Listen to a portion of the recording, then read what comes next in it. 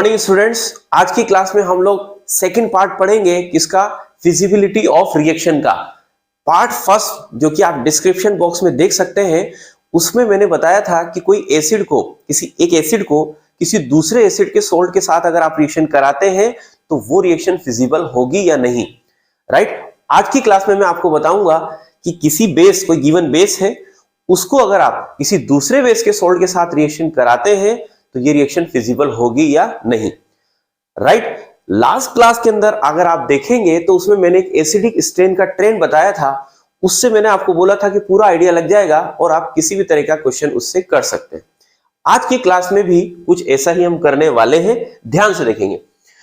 Base 1 कोई given base है और सोल्ट ऑफ बेस 2 कोई दूसरा बेस है, उसका सोल्ट बनाया गया है, उनको रिएक्ट कराया गया and the question asking is this reaction feasible और नॉट, ये रिएक्शन होगी या नहीं होगी। तो हमें करना क्या है, जो बेस 1 है उसका यहां पे सोल्ट बना देंगे और जो सोल्ट ऑफ बेस 2 है तो इस सोल्ट का यहां पे क्या बना देंगे, बेस बना देंगे, राइट। बना सकते हैं, अभी मैं क्वेश्चन कराऊंगा तो बिल्कुल आसानी से समझ में आएगा बच्चों। अब ये रिएक्शन फिजिबल कब होगी, जैसा कि मैंने वहां बताया था कि वहां पे Ka जो होता है, K एक एसिड का, एसिड 1 का Ka मोर देन होना चाहिए एसिड 2 के Ka से, तो रिएक्शन फिजिबल हो जाएगी। यहां पे भी सेम वही है कि Kb मतलब डिसोसिएशन कांस्टेंट ऑफ बेस। तो बेस 1 की बेसिक स्ट्रेंथ बेस 2 से ज्यादा हो या फिर Kb वैल्यू ज्यादा हो, क्योंकि Kb से ही हम जो है बताते हैं more the value of Kb higher will be the basic strength.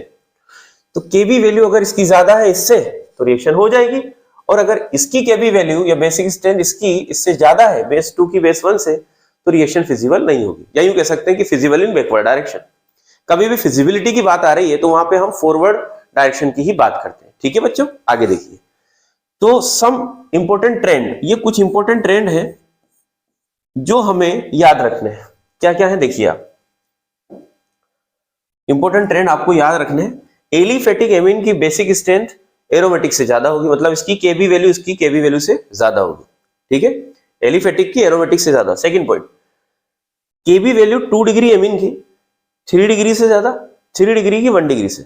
यहां पे आप कंफ्यूज हो रहे होंगे कि सर 3 डिग्री की ज्यादा होती है, फिर 2 डिग्री की, फिर 1 डिग्री, वो गैसियस स्टेट में। अनलेस स्पेसिफाइड, जब भी फिजिबिलिटी का केस आए तो वहां हमें वाटर के अंदर ही देखना है, पानी के अंदर ही हमें बेसिक स्ट्रेंथ देखनी है, और पानी के अंदर ऑर्डर होता है 2 3 1, ध्यान रखेंगे। एक्सेप्शन क्या है कि अगर R एल्काइल ग्रुप अगर मिथाइल हो जाए, ध्यान से सुनेंगे, अगर एल्काइल ग्रुप मिथाइल हो जाए तो ऑर्डर हो जाएगा 2 3 1। यहां पे क्या था ऑर्डर, यहां ऑर्डर हो जाएगा 2 1 3, गलत बोल गया मैं, यहां था 2 3 1 और इसमें ऑर्डर हो जाएगा 2 डिग्री का सबसे ज्यादा, देन 1 डिग्री, देन 3 डिग्री। लेकिन जनरल कोई भी एल्काइल एमीन हो अदर देन मिथाइल, उसका ऑर्डर यही है, ध्यान रखेंगे, इंपॉर्टेंट है, गलती हो जाती है। इसके बाद नंबर 3 ट्रेंड क्या है, पिरिडीन की बेसिक स्ट्रेंथ ज्यादा होगी किससे, एनिलीन से, और एनिलीन की किससे ज्यादा होगी, पायरोल से। ये सब कैसे होता है, it is a part of GOC, ठीक है ना। तो ये हो सकता है आप लोगों ने पढ़ा हो, ठीक है, अदरवाइज मेरे आप वीडियो में देख सकते हैं, आपको ये मिल जाएगा। बात ध्यान से, बड़ा ध्यान से सुने। अगर आपने इसको भी ऐसे फॉर्मली अगर याद कर लेंगे तो कोई बड़ा इशू नहीं है, pyridine then aniline then pyrrole, ठीक है। टाइम हमारे पास कम होता है तो हमें ऐसे ही करना पड़ता है बच्चों, ठीक है। आगे बढ़ते हैं।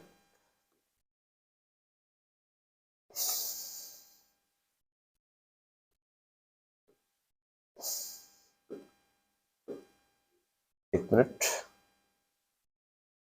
सेकंड है हमारा, यस दिस वन, ये वाला पेज है, इसको थोड़ा ध्यान से देखें। तो कुछ मैंने पॉइंट्स दिए हुए, मैं 3 का तो मैं बता चुका हूं ट्रेंड्स। 4th ट्रेंड क्या है, एमिडीन की बेसिक स्ट्रेंथ या Kb वैल्यू एलिफेटिक एमीन से ज्यादा होगी, एलिफेटिक की किससे ज्यादा होगी, एरोमेटिक से। ध्यान से देखिए, एमिडीन क्या होता है, जिसमें ये ग्रुप होता है, ये एमिडीन है, मतलब एक NH2 ग्रुप दूसरे NH ग्रुप से कॉन्जुगेट हो। क्या बोलेंगे, एक NH2 ग्रुप दूसरे NH ग्रुप से कॉन्जुगेटेड हो। कॉन्जुगेटेड जानते हैं, सिंगल फिर उसके बाद में डबल बॉन्ड। इस कंडीशन में ऐसे ग्रुप को एमिडीन ग्रुप बोलते हैं। अगर यहाँ R बराबर एक और NH2 ग्रुप लगा दूंगा तो फिर यहाँ पे 2 NH2 ग्रुप NH के साथ कॉन्जुगेट हो जाएंगे, तो वो और ज्यादा बेसिक हो जाएगा। उसका नाम होता है, अगर R = NH2 लगा दूंगा तो बच्चों क्या हो जाएगा, गुआनिडीन नाम है, which is strongest organic base. Organic का सबसे स्ट्रॉन्ग बेस हो जाएगा गुआनिडीन, राइट। फिर उसके बाद होता है एलिफेटिक एमीन। एलिफेटिक एमीन का जस्ट आई टोल्ड यू, ये मैंने अभी बताया, इसका ऑर्डर ये होगा 2 फिर 3 फिर 1। ठीक है बच्चों, इसके बाद बात करते हैं एरोमेटिक एमीन। एरोमेटिक एमीन के बाद आएगा एमाइड। ये ट्रेंड याद रख लेना, अगर आपने ये ट्रेंड याद नहीं रखा सब निकल जाएगा हाथ से। तो फिर से देखोगे, पहले एमिडीन, फिर एलिफेटिक एमीन, फिर aromatic amine, then amide. Amide की बेसिक स्ट्रेंथ सबसे कम होती है। ये सारे नाइट्रोजिनस बेस है, दीज ऑल आर, मैं लिख देता हूं, these all are what, nitrogenous base. और यहां पे ऑर्गेनिक में हम नाइट्रोजिनस बेस की ही बात करते हैं, तो ये ऑर्डर बिल्कुल याद रखना ये भी। फिर उसके बाद फिफ्थ है, ये भी इंपॉर्टेंट है, अगर ये आईआईटी मेंस एडवांस के पॉइंट ऑफ व्यू से तो बहुत ज्यादा इंपॉर्टेंट है। सुने, जब भी कोई ग्रुप NH2 एनिलीन की ऑर्थो पोजीशन पे लगा दे, वेदर इट इज ERG और EWG, तो ये कोई सा भी ग्रुप होगा, इसको बोलते हैं ऑर्थो सब्स्टिट्यूटेड एनिलीन। इसकी बेसिक स्ट्रेंथ सब सारे एनिलीन से कम होगी। सारे एनिलीन का मतलब meta substituted aniline, para substituted aniline as well as aniline, सबसे कम बेसिक स्ट्रेंथ होगी। इसकी याद रखना है हमें। मैंने लिख दिया लीस्ट बेसिक फ्रॉम मेटा, पेरा, substituted aniline and aniline, whatever the group, चाहे ERG इलेक्ट्रॉन रिलीजिंग ग्रुप हो, whether it is EWG। 6 point क्या है, ये एनिलीन है, सब्स्टिट्यूटेड है, आप देख सकते हैं मैंने यहाँ पे मेटा पेरा लिखा है बच्चों। ऑर्थो का केस में हमेशा पीछे लीस्ट बेसिक होगा, लेकिन ये मेटा पेरा है। तो ERG आपको पता है इलेक्ट्रॉन रिलीजिंग ग्रुप क्या करता है, इलेक्ट्रॉन डेंसिटी बढ़ाता है, तो बेसिक स्ट्रेंथ इसकी ज्यादा होगी। और यहाँ पे विड्रॉइंग ग्रुप पे इलेक्ट्रॉन खींचेगा तो लोन पेयर अवेलेबिलिटी कम होगी, तो बेसिक स्ट्रेंथ कम होगी। ये बीच में एनिलीन आ जाएगी, पहले ERG वाला, फिर उसके बाद में एनिलीन, देन कौन सा वाला, EWG। बी केयरफुल, मेटा पेरा डायरेक्टिंग होना चाहिए, मेटा पेरा पे ग्रुप होना चाहिए, डायरेक्टिंग नहीं, सॉरी, मेटा पेरा पर रिलीजिंग ग्रुप या विड्रॉइंग ग्रुप होना चाहिए। ठीक है, तो अगर आपने ये 6 ट्रेंड, बेसिक स्ट्रेंड के 6 ट्रेंड अगर आपने कर लिए, तो आप चुटकियों में कोई सी भी फिजिबिलिटी ऑफ रिएक्शन को बता सकते हैं। चलिए मैं एक क्वेश्चन करता हूं, एक क्वेश्चन बताता हूं आपको, ध्यान से देखेंगे क्वेश्चन बच्चों। 2 डिग्री एमीन है और ये 1 डिग्री एमीन का सोल्ट है, आप देख सकते हैं, this is the salt of 1 degree amine. How to identify salt, कैसे बनेगा, जो भी आप ये एमीन ले रहे हैं उसका HCl के साथ, एसिड के साथ में बेस लोगे तो HCl के साथ आप सोल्ट बनाओगे। और जो लास्ट लेक्चर में बताया था, वहां मैंने एसिड लिया था आपका ऑर्गेनिक एसिड, उसका स्ट्रॉन्ग बेस NaOH के साथ बनाया था सोल्ट, यहाँ HCl के साथ बनाएंगे।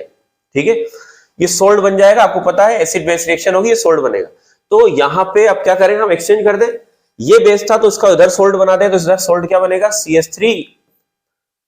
CH3 whole twice NH2 plus Cl minus. कैसे बनाया सोल्ट, ये बेस है, H प्लस लेगा तो H प्लस लेगा तो NH2 प्लस, और ये Cl माइनस क्लब हो जाएगा इसके साथ, और प्लस बोलो इसका क्या बन जाएगा, यहाँ पे जो सोल्ट था वो बेस बन जाएगा, और जो बेस था वो सोल्ट बन जाएगा। फिर से सुनो, जो बेस था वो सोल्ट बन गया, और जो सोल्ट था उसका बेस बना दीजिए।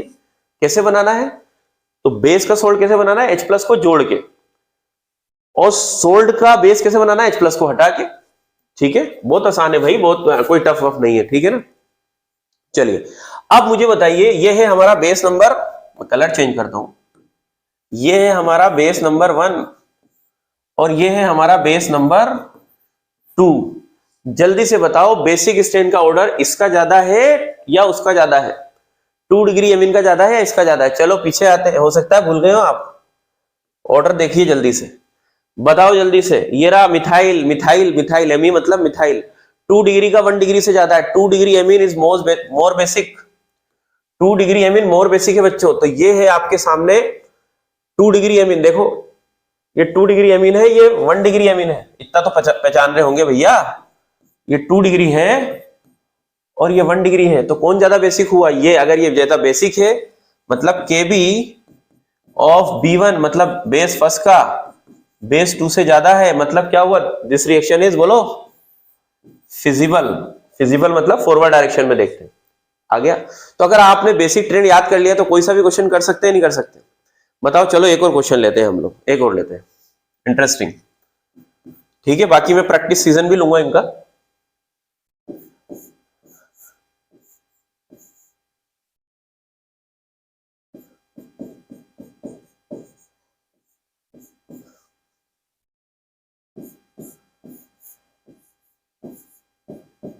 बहुत ध्यान से देखेंगे भाई,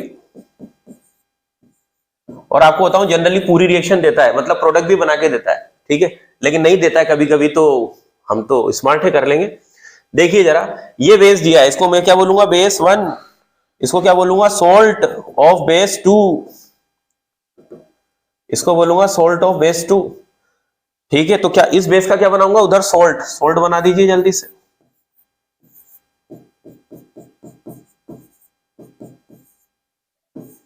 इसका मैंने सोल्ट बना दिया, ये मिथाइल है, ये सब्स्टिट्यूटेड ग्रुप मिथाइल है, इसका उधर बेस बना दिया, और इसका क्या करते हैं, उधर बेस बना देते हैं।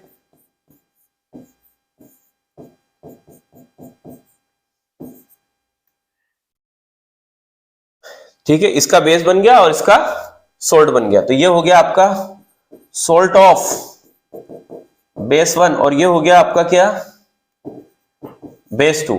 अब कुछ नहीं देखना, ये ज्यादा बेसिक है या ये ज्यादा बेसिक है, देख लो, एनिलीन ऑर्थो सब्स्टिट्यूटेड और एनिलीन सिंपल। चलो पीछे जाते हैं एक बार, हो सकता है आपने याद नहीं किया हो, देखो कौन सा वाला है, ये देखिए, मैंने अभी आपको बताया था 5th नंबर पॉइंट, देखिए कि ortho substituted whether it is ERG और ईडब्ल्यूजी, इसकी बेसिक स्ट्रेंथ सारे जो एनिलीन है मेटा पैरा सब्स्टिट्यूटेड और नॉर्मल एनिलीन से कम होगी। तो हो गया क्वेश्चन, अब तो क्या बचा इसके अंदर भैया, क्वेश्चन तो हो चुका है। अब बोलो ये ज्यादा बेसिक है या ये वाला ज्यादा बेसिक है, अरे ये बेसिक है, ये तो लीस्ट बेसिक होगा ना, ऑर्थो सब्स्टिट्यूटेड है, मतलब इसकी ये क्या हो गया, वीक बेस, कंपैरेटिवली बोल रहा हूं, ये कंपैरेटिवली वीक बेस है और ये कंपैरेटिवली क्या हो गया, स्ट्रॉन्ग बेस, क्योंकि इसकी केबी वैल्यू इससे ज्यादा है, तो मैं यहां पे लिख सकता हूं केबी ऑफ B2, ओहो क्या हो रहा है,